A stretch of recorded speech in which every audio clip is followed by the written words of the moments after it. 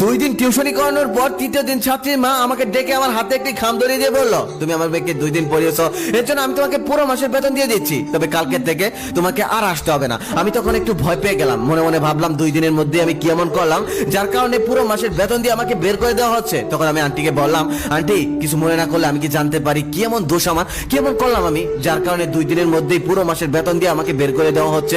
Aunty তখন বলল, তোমার কোনো দোষ নেই, এমনি এমনি কালকে থেকে তোমাকে আর আসতে হবে না। তখন আমি আন্টিকে বললাম, আন্টি প্লিজ আমাকে মাত্র একটা মাস সুযোগ দিন, একটা মাস দেখুন আমি কিরকম পড়াই, তারপর না হয় আমাকে বের করে দেন, আমার তখন কোনো আপত্তি থাকবে না। তখন ছাত্রীমা বলল, আসলে আমার মেয়ে তোমার কাছে পড়তে চায় না, তোমাকে দেখলেই নাকি ওর ভয় লাগে। তখন আমি খামটা আন্টির হাতে দিয়ে বললাম, আন্টি 2 দিনের জন্য আমাকে টাকা দিতে হবে না, 2 দিন আমি আপনার মেয়েকে এমনি পড়েছি, আসলে টিউশনি করতে গেলে যে সুন্দর চেহারা লাগে, স্মার্ট হতে হয়, এটা আমি জানতাম না, এটা জানলে আমি কখনোই আপনার মেয়েকে পড়াতে আসতাম না। এই বলে আমি সেখান থেকে চলে আসলাম। রাস্তায় যেতে যেতে ভাবছিলাম কলেজ লাইফের কথা। একবার কলেজে একটা অনুষ্ঠানে স্যার উপস্থাপক খুঁজছিলেন, আমি তখন হাত তুলে বলেছিলাম, স্যার স্কুল লাইফে আমি অনেক উপস্থাপনা করেছি, আমি অনেক ভালো উপস্থাপনা করতে পারি, আমি আজকে উপস্থাপনা করতে চাই। স্যার তখন আমার দিকে তাকিয়ে মুচকি হাসি দিয়ে বলল, তোর মতো কালো কাউয়া যদি উপস্থাপনা করে তাহলে তো অনুষ্ঠান শুরু হওয়ার আগে দর্শক পালিয়ে যাবে। সেদিন স্যারের মুখে এই একটা কথার জন্য আমার নাম মুহূর্তে আবুল বাসার থেকে হয়ে গেল কাউয়া বাসার। পরবর্তীতে আবুল বাসার নামে আমাকে কেউ চিনতো না, সবাই আমাকে কলেজে চিনতো কাউয়া বাসার নামে। বহুদিন আগে একবার ময়মনসিংহ থেকে বাসে করে ঢাকা যাচ্ছিলাম,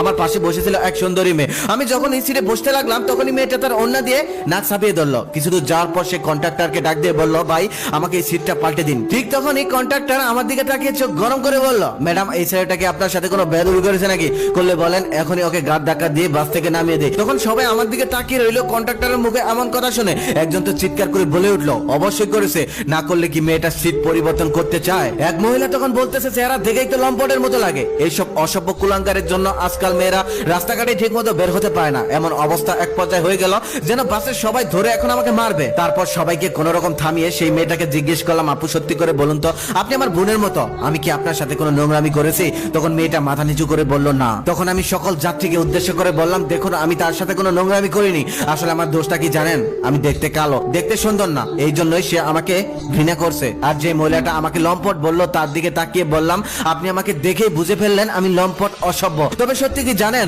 আমি জীবনে কোনো মেয়ের দিকে খারাপ নজরে তাকাইওনি, অসভ্যতামি করা তো অনেক দূরের কথা। তবে আজকে আমার বেশ ইচ্ছে হচ্ছে আপনার সাথে একটু অসভ্যতামি করি। একদিন নিউ মার্কেটে গিয়েছিলাম কিছু কেনাকাটার জন্য, তখন আমার এক বন্ধু রুমমেট সে আমাকে ফোন দিয়ে বলল একটা ফেয়ার এন্ড হ্যান্ডসাম ক্রিম নিয়ে আসতে, আসার পর টাকা দিয়ে দিবে। তারপর আমি কসমেটিক্স এর দোকানে গেলাম ফেয়ার এন্ড হ্যান্ডসাম ক্রিম কেনার জন্য। সেখানে যাওয়ার পর যখন আমি ক্রিম চাইলাম তখন দোকানদার ছেলেটা মুসকি মুসকি হাসতে হাসতে বলল, শুধু শুধু টাকা নষ্ট করতেছেন ভাই, আপনার গায়ের যে রং তাতে আপনাকে হুইল পাউডারের মধ্যে 3 দিন চুবিয়ে রাখলেও এই রঙের কোনো পরিবর্তন আসবে না, ক্রিম তো অনেক দূরের কথা। তখন আমার মনে হচ্ছিল ওই দোকানদার ছেলেকে কষে একটা থাপ্পড় বসিয়ে দেয়, কিন্তু তারই বা কি দোষ? আমার গায়ের রং তো কালো, এর জন্য দোষ তো আমার বাবা মা যে তারা কালো একটা ছেলে জন্ম দিয়েছে। তারপর মাকে ফোন করে বললাম, মা শুনেছি বাবা মা যদি কোনো পাপ করে সেই পাপের প্রভাব নাকি কিছুটা সন্তানের উপরে পড়ে, আচ্ছা তোমরা কি কোনো পাপ করেছিলে যার জন্য আমার গায়ের রং এবং কালো কুচকুচে হয়েছে? মা তখন কাঁদতে কাঁদতে বলল, তুই আবার সেই কালো রঙের জন্য মন খারাপ করেছিস? তুই কালো হয়েছিস তাতে কি হয়েছে, তুই তো আমার সোনা টুকরা ছেলে। আমি বুঝতে পারলাম মা আমার কথা শুনে কষ্ট পেয়েছে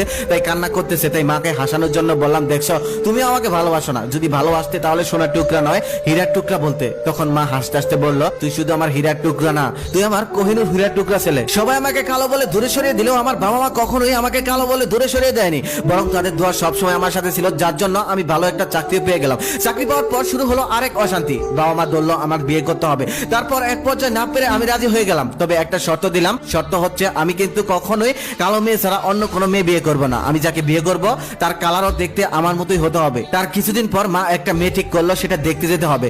যাওয়ার দিন সকালে আমি মাকে খুব ভালো করে বললাম, মা আগেই বুঝে নিও মেয়ে কালো, তো কালো না হলে কিন্তু আমি কখনোই বিয়ে করব না। মা তখন বললো, মেয়ে আমি আগে দেখেছি মেয়ে কুচকুচে কালো, তবে আজকে একটু মেকআপ দিয়ে ফর্সা হতেও পারে, ও নিয়ে তুই চিন্তা করিস না, বিয়ের পর মুখ ধুয়ে দিলেই সব আবার আগের মতোই কালো কুচকুচে হয়ে যাবে। মেয়ে দেখতে গিয়ে বসে আছি, তার কিছুক্ষণ পরে মেয়ে চলে আসলো। সেই মেয়ে দেখে তো আমি কিছুক্ষণের জন্য একদম হতভম্ব হয়ে গেলাম। সেই মেয়ে এত সুন্দর, এত সুন্দর, এত সুন্দর মেয়ে আমি কখনোই দেখিনি এর আগে। মা তো পুরোটাই মিথ্যা বলেছিল, মেকআপ করলে বোঝা যায় এই মেয়ে কোনো মেকআপ করেনি, শুধু একটু কাজল দিয়েছে।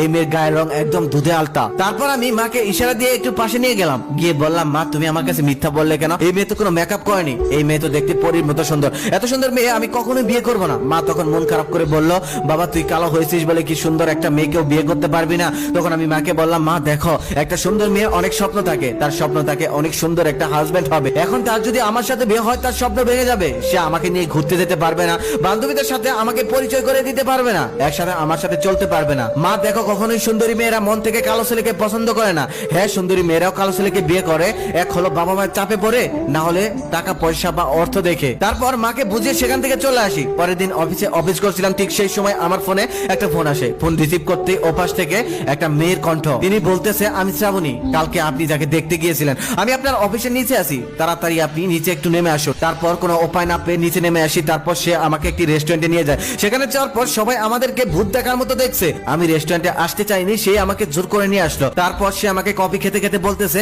দেখুন, প্রথম দেখাতে সত্যি আমি আপনাকে পছন্দ করিনি, কিন্তু আপনার মায়ের সাথে যে আপনি গোপনে কথা বলেছিলেন সেই সমস্ত কথা আমি শুনে ফেলেছি। সেগুলো শোনার পর আমি আপনাকে ভালোবেসে ফেলেছি। দেখুন, 1 মিনিটের কথায় যে কাউকে ভালোবেসে ফেলা যায় তা আমি কখনোই বিশ্বাস করতাম না যদি আমার সাথে এমনটা না ঘটতো। আমি আপনাকে বিয়ে করতে চাই। তখন আমি বললাম, আপনি তো আমাকে দয়া করছেন। তখন সে বলল, দয়া না, আপনি আমাকে সামান্য একটাবার সুযোগ দিন। মেয়েদের প্রতি এমন ধারণা আমি পাল্টে দেব। বিয়ের কিছুদিন পর আমি অফিস শেষ করে হসপিটালে ওয়েটিং রুমে গিয়ে অপেক্ষা করছি। ঠিক সেই সময় দেখলাম আমার সেই ছাত্রী আর ছাত্রীর মা হসপিটালে এসেছেন। আমি তখন আন্টিকে সালাম দিয়ে বললাম, আন্টি, আপনি আমাকে চিনেছেন?